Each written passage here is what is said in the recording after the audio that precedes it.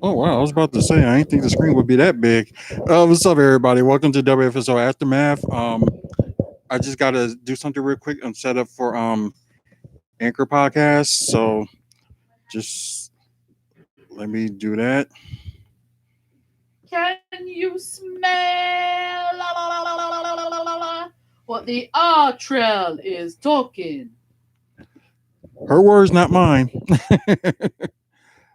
uh, well, what we was doing, why it kind of took so long. Of course, I got to get everything set up. So just hold on a second. Hey, what's up, everybody that's listening on Spotify and Apple Podcasts? I was just on. I'm on YouTube also, so just talking about what we were doing recently and why it kind of like took a little bit so long to do the podcast. Mike was on YouTube was naming like I guess the video that had like some of the wrestlers' real names on there, and some of them was like very funny. I And think they were funny because you didn't associate that name with that person. You know, you've got like these big guys and everything who you see slam people around like they're pieces of meat, and their names are like Felix. It's like it just don't work. You know what I mean? yeah, they can't get over John Cena's middle name, oh, Felix. Anthony Felix. Got too many middle names.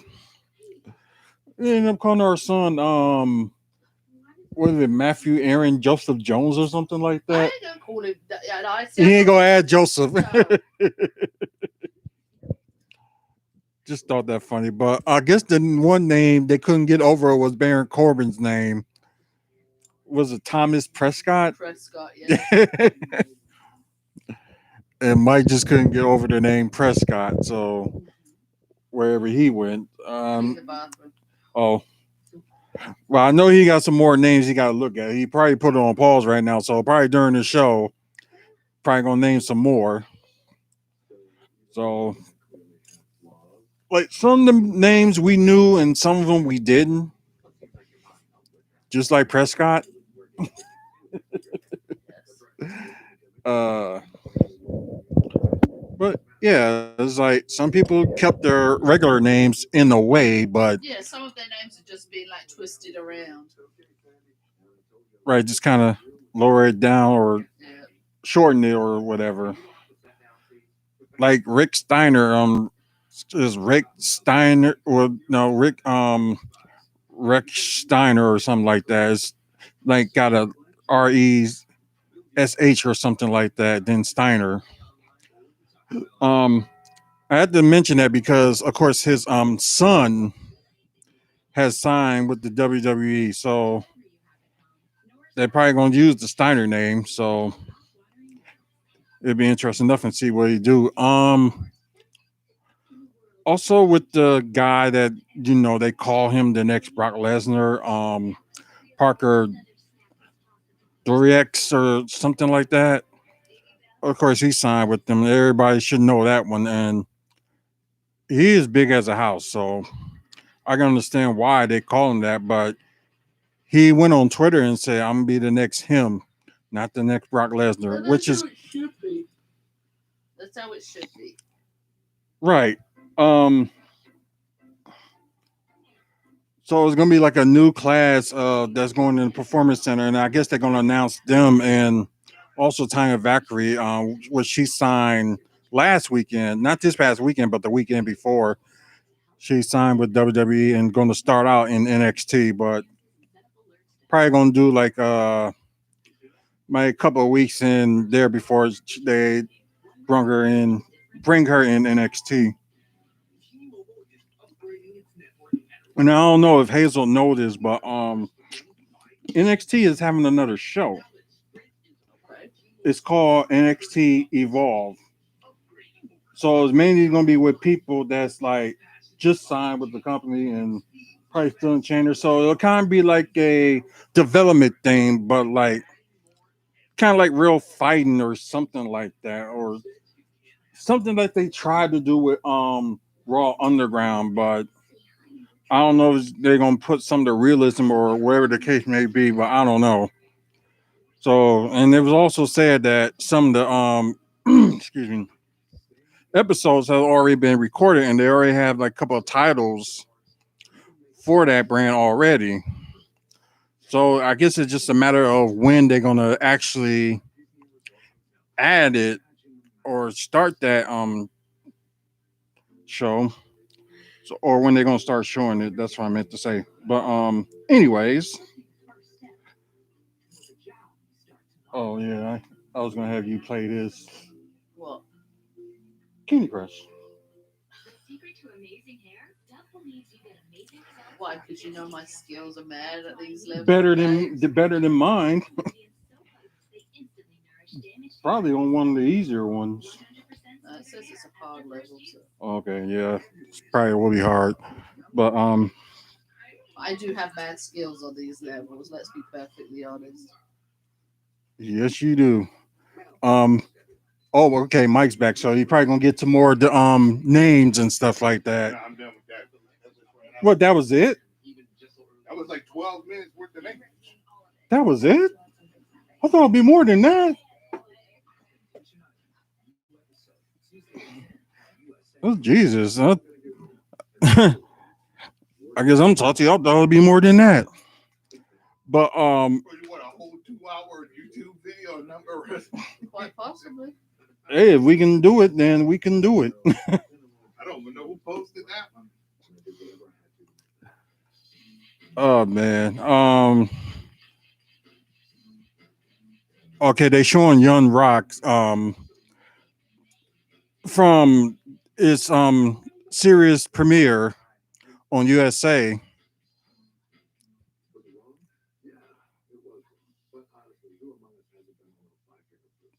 You mean five finger discount? Anyways, last night all my predictions were all wrong. Although there's some of them that we didn't know was going to happen, but my predictions were all wrong. They didn't do a women's title match, so can't say anything about that. Oh, Nia Jax before you know her as she is now. she was skinny. Yeah, she still was a plus size model. Ah, but she wasn't as big as she is now. Gotcha.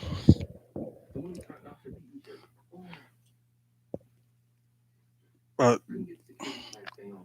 let's see. They did a fatal four way match too. They still kept the triple threat title match, but just took Keith Lee out because of his injury. And I guess he was legitly hurt. So they changed that. And they did a fatal four way on the pre show. And it was Elias, John Morrison, Ricochet, and it was somebody else. I can't even think of the name because they probably didn't wrestle much.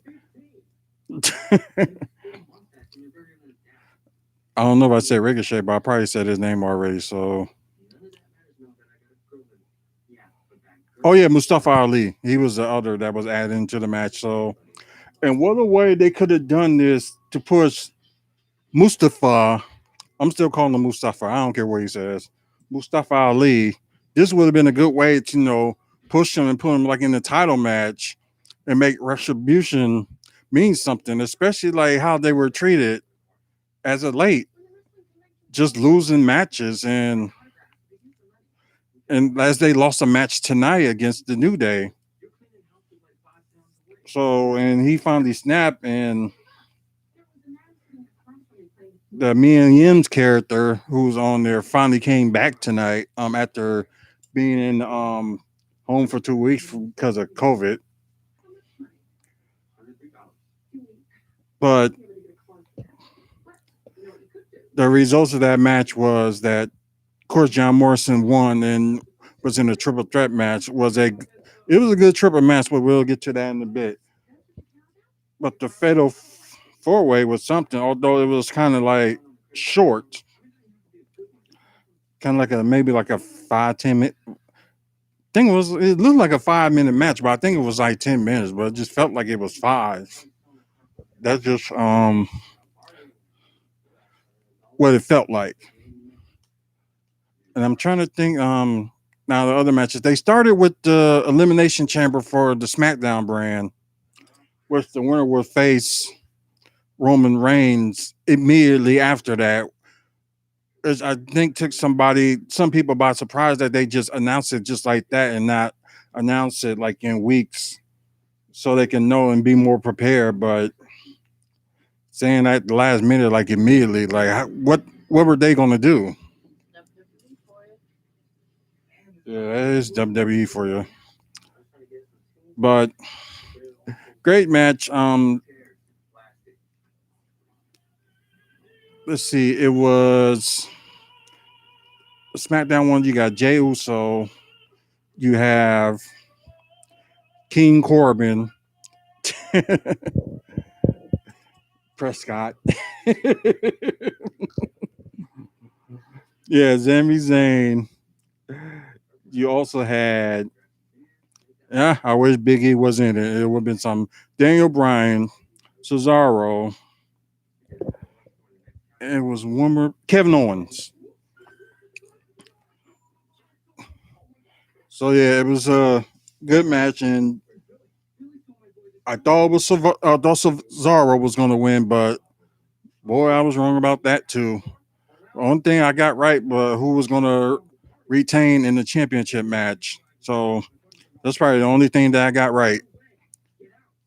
Um, so Daniel Bryan won the whole thing, and Millie got like a. And I guess the one thing that Mike pointed out that didn't make sense is like Daniel Bryan was already kind of like knocked out already, but Roman Reigns decided to put a submission on him, and he passed out but not tapped out. And it's like the guy was already Well, it's a mission. Like the motherfucker was already out. Yeah. right, like he was already out, and they could have just like they could have just ended it with a spear and pinned him. That's like a guy being stabbed to death and you go to shoot him anyway. Like the motherfucker already dead. Yeah. It's like he was dead from a stab wound, but they shot him. They announced that he was shot dead. Like, Well, yeah, crazy enough. It's funny to me how Michael Cole was trying to make the shit sound exciting. I know, right? Like they had announced it, I don't know how many times during the pre-show that Roman Reigns was going to face the person that won the Elimination Chamber right after the match. Yet here comes Roman Reigns, Michael Cole. I guess we're gonna have our Universal title match now. They already told you that during the pre-show. And then especially with Edge and Roman Reigns. When Edge won Royal Rumble, we already knew he was gonna battle Roman Reigns. I think it was weeks before that we actually knew that. Who did Edge confront on Raw the night after Royal Rumble? Roman Reigns. Not Drew McIntyre. I'm sorry. Yeah, it was Drew. But still, like we didn't know that was coming. Yeah, because he was like appearing on SmackDown more than Raw. So then all of a sudden, Michael Cole, Edge is gonna take on Roman Reigns. The rest we know this. Like don't try. I know they probably wrote it down for him to say that, but damn it, we already know. There ain't no point in trying to get excited over something that we already know the news about. That'd have been like them doing that. That'd have been like Michael Cole doing that on Raw tonight, just for the sake of argument. Rock show. Well, ladies and gentlemen, the Rock show is gonna be on this Tuesday. We know this. Ain't no point in getting excited. We know that. We know it's gonna be on tomorrow night. We know. I think it's just their way to try to promote stuff, and they just feel like they have to get loud. Michael Cole just leave it alone. We know. Ain't no point in stating the obvious and trying to make it sound excited. We know. I know it's probably written in your script, promote Young Rock show tomorrow night. Ain't no point in being, well, ladies and gentlemen, Young Rock is going to be on tomorrow night. We know. Ain't no point in trying to make it sound exciting. Well, it was like Tom Phillips like promoting like Punky Brewster or whatever, but since it was the commercial, right? It was the commercial first, then they was talking about it then showed the same commercial again, Yeah, then showed the cast on the screen. I knew about that. I knew the show was going to be made when I put Peacock on. When I heard about Peacock becoming a channel, Yeah. and I finally got Peacock on my phone. I don't have it on my phone anymore because now it's on my Roku. But yeah, I knew that they were gonna make a revamp of Punky Brewster. I just didn't know when it was going to be. I found out about it when it was actually gonna premiere, like say about 2 weeks ago. Okay, but what the hell does that all have to do with wrestling? Well, he just No, I'm just mentioning how when they overhype some stuff when like because that ain't make no sense because like they had the Punky Brewster commercial, went back to Raw, then Tom Phillips was talking about it, although he wasn't sounding excited or anything like that. He was just talking normal, but promoted it again and they showed the same commercial, okay. then showed them the cast on the screen. For WWE Fastlane, which is going to be the next pay per view. Is Yep. that going to be on the network or is that going to be Both Peacock and the network, which I don't know how, since they said they was gonna try to get rid of everything by that time. So unless they probably just gonna extend it until people don't have to pay anymore or whatever. That's the only thing I feel can like it's going to be find out. extended until WrestleMania because the only thing they mentioned WrestleMania being on is Peacock. They didn't Yeah. mention the network. Right. They did say WrestleMania will be exclusive on Peacock, but probably next week I'm just gonna start paying for Peacock. That kind of sucks though. What's that? That they're taking the network off. That kind of blows. Well, money talks. Because you know good and hell well they ain't dead. $1 billion for 5 years. You know good and hell well there is no way they're going to be able to put everything that was on the network on Peacock. There's no way. It can be done. It can be done. That's going I to guess override like a motherfucker. To put you're going to have two networks on one device or on one platform. That's going to be hard as shit to pull off. Well, the thing is, it's like, of course, WWE Network, they be like posting, like, have a live channel, like 24/7 channel. They have that. Then you got the on demand stuff. So, a lot of people going to be watching the on demand stuff. But Peacock, I don't think they don't have any like live channels unless I'm not sure if they have any like live channels that they show live. I think it's mainly just stuff that's on demand or stuff that come out the next day or whatever. From network alone, you got the originals and you got the documentaries and you got the in the ring stuff. Well, if they get it all over, good on them for being able to do it. And then they got all the other promotions: Mid South, WCW, ECW, AWA, NWA, Georgia Championship Wrestling, Stampede Wrestling. Believe we have a picture of one of the cards you gave her. Mama Rock, she just loves her little toys. But yeah, with the I think it's kind of a good idea, especially for Peacock Network. They can like get like all the rest of the subscribers, so they want if they watch shows on NBC like Young Rock or whatever, they can watch that anytime they want. Or if they are fans of the new Saved by the Bell series, they can finally watch all that. Watch that already. They even came up with season 2 yet. They probably won't until. Well, you binge watched it because they said it was going to be on the paid thing, and you just did the trial, didn't you? Yeah. Oh yeah, they might do that too with the trial run. But anywho, back to wrestling. Then next up it was a triple threat match for the United States title. Um Bobby Lashley defended it against Morrison and Riddle. Well, I'm still calling him Matt Riddle because I think just calling him Riddle is just kind of stupid. But it's WWE. Great match. Can't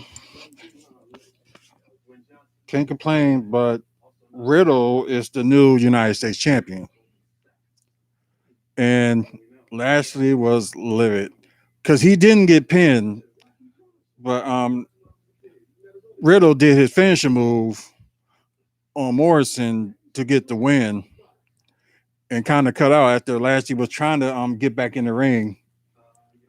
So I kind of predicted. I thought Keith Lee was going to like win it if he was in it, but I couldn't predict it like quick enough just to because I was just like, nah, I'm just going to see who wins. So it ended up being Riddle, and although they made a little bit joke to him earlier today, like use him as Hazel had mentioned, they just like always use him for comic relief, which is some of the stuff is pretty funny, especially the one today is just like like the entrance is like the other side of the building. He's like, I got my bro board, which was a scooter called a bro board. But anyways, the next match was I think it was the SmackDown tag team.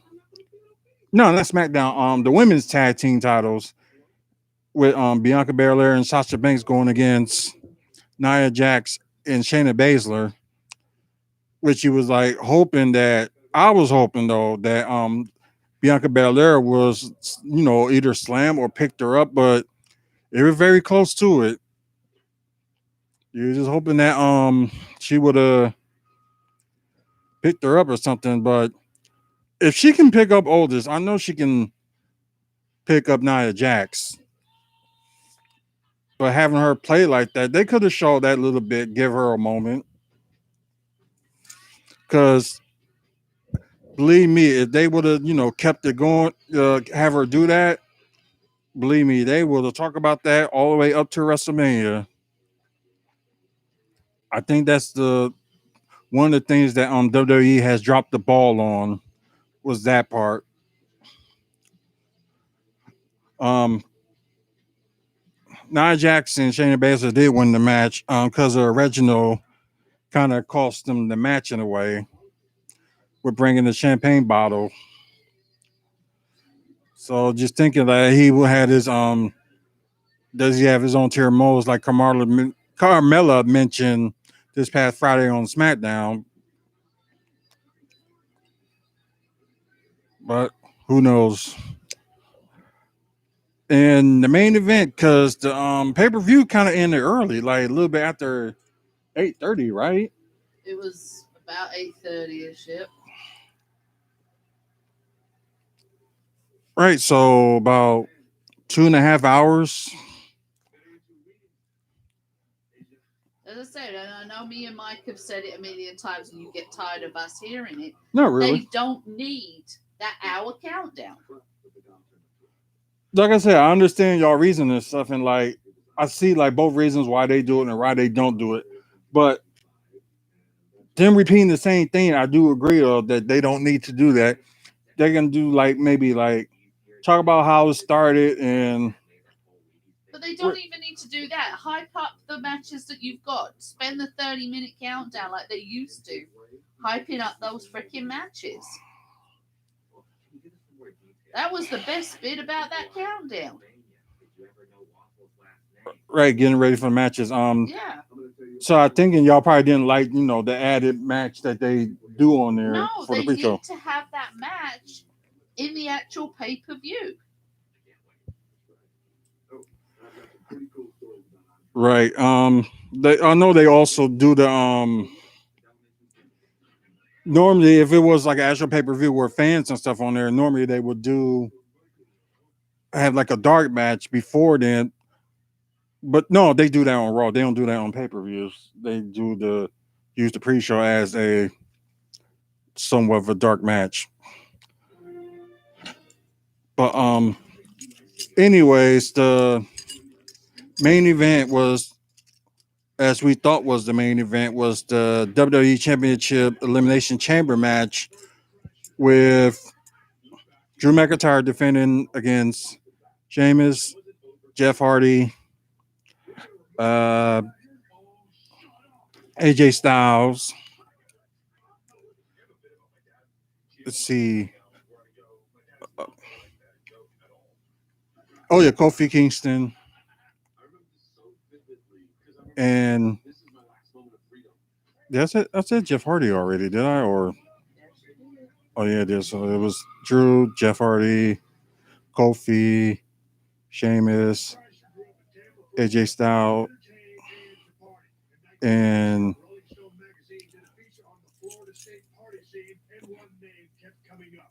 I can't believe that I have another person missing. Let me think. Let me think. Let me think.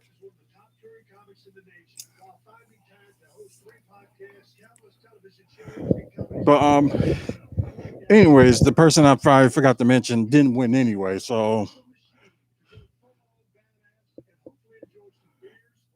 because it ended up coming down to AJ Styles and Drew McIntyre, which Drew McIntyre ended up winning the whole thing. So I apologize for forgetting on who was supposed to be on there. But anyways, we thought that was it, that Drew McIntyre retained and it was gonna be over and stuff. Now, Mike called it though. He called it through the match, if you remember. Right, I'm just saying as we thought. Oh, Lastly, out of nowhere, start beating the hell out of Drew McIntyre. Just beating him and beating him. Miz came out, cashed it in, did the DDT. That when WWE is so predictable that I caught commentary on it before it even happened. Right. Also with Drew McIntyre kick out of the DDT, then Miz did his move, pinned him 1, 2, 3, and that was it. Miz is WWE champion. So the prediction video that was released over the weekend, which was done before last week's Raw, kind of went to the trash in a way. So I got to do another video, a part 3, to predict the WrestleMania and go for what we know now. That's going to be released before Fastlane. So I got a while to do it. So I'm probably going to start working on it in the middle of the month. Change prediction from there. Then after that video, if I'm wrong on some of my predictions, we're just going to do like a the actual card video just to see like, oh, if I got this right, if I don't got this right. But I guess I did permit on one of my videos that Miz was going to cash in at WrestleMania, but nope. Did Elimination Chamber. Like on to Raw. Let's talk about a little bit of Raw before we go off the air. So the Miz, I guess like which they show on Elimination Chamber that Miz and MVP was talking, and I guess they made a business arrangement.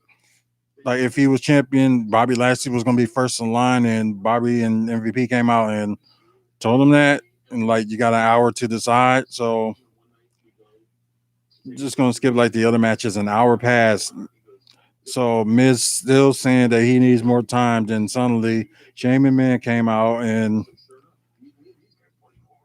talked about that we're gonna add something in this. So I think Braun was out before then, but yes, he was. yeah, Braun won the WWE Championship match and said that if Braun beats Bobby Lashley, he'll be added into the championship match next week. And saw him his face.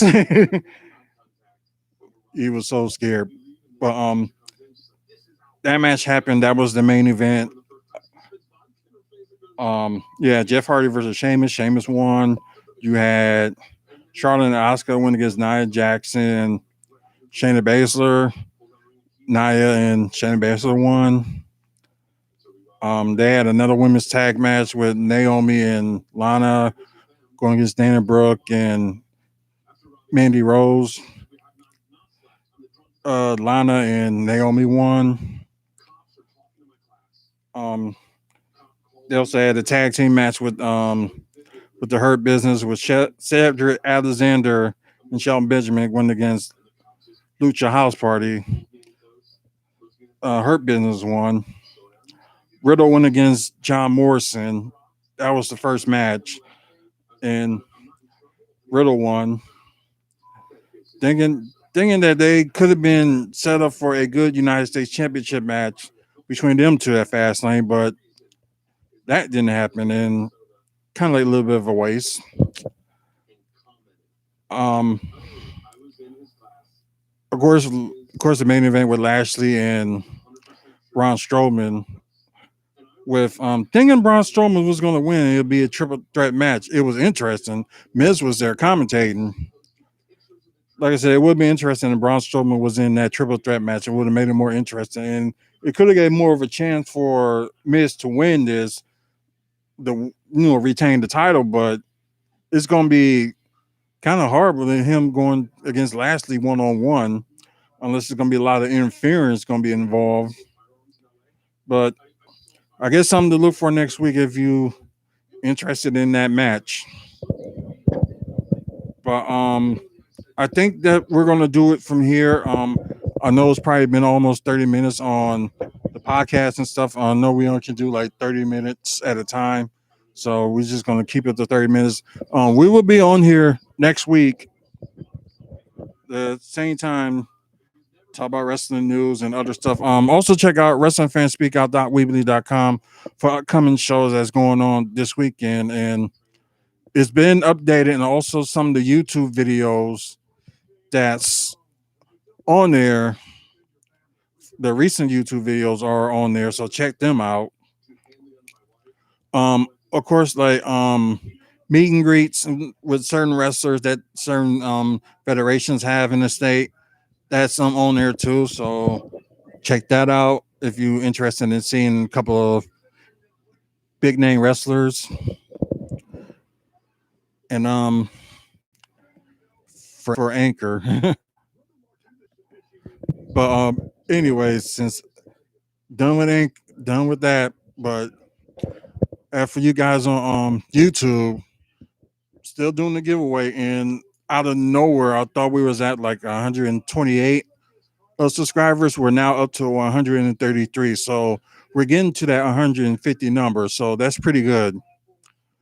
All you gotta do to enter in this giveaway, we're doing the giveaways all year round. All you gotta do is subscribe to the new subscribers. Thank you for subscribing and welcome to the channel. And you just gotta comment on this video and other future videos. We're quite nice, really. Yes, we are. We're lovely. Right. We might add like a few things on this channel too. Maybe like Hazel want to do her own segment on the channel or something like that. Or if Mike wanted to do something extra. Mike the Encyclopedia. So who knows? With more surprises on this channel, who knows what's gonna happen. So the more you comment, the bigger and better chance you get to winning the Iron Hammer Funko Pop. We still got more prizes to go through after that one. When we get to 150 subscribers, I will announce the winner on a separate video. And like we said, we got some more prizes to come. So go ahead, subscribe, and comment. If you like this video as well, just give it a like. So I know I'm doing a good job with these videos and stuff like that. And with the other crew as well. But until then, everybody, till the next video, y'all have a good week and just toodaloo. Or our granddad says, toodles. Peace, bitches. What?